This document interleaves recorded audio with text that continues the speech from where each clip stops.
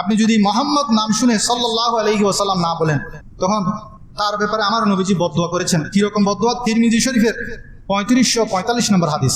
আন আবি হুরায়রা রাদিয়াল্লাহু তাআলা قال قال رسول الله صلى الله عليه وسلم رغم أنف رجل ذكرت عنده فلم يصلي عليه।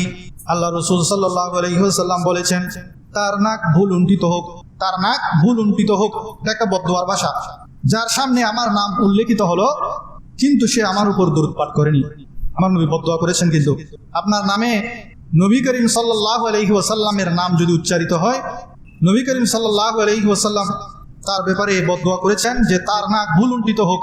মূলত এটা আমরা যে বলি তুমি অপমানিত হও, অপদস্থ হও, এই ধরনের একটা আরবি মহাভারত। যে যার সামনে আমার নবীর নাম উচ্চারিত হলো সে আমার নবীর নাম মোবারক শুনে দরুদ শরীফ পড়লো না, সালাম দিল না, সাল্লাল্লাহু আলাইহি ওয়াসাল্লাম সংক্ষিপ্ত যে দরুদ যেটা আমরা পড়ি সেটা পড়লো না, আমার নবী বলছেন তার নাক ভুল উন্টিত হোক। রেফারেন্স কি? তিরমিজি শরীফের 3545 নম্বর হাদিস।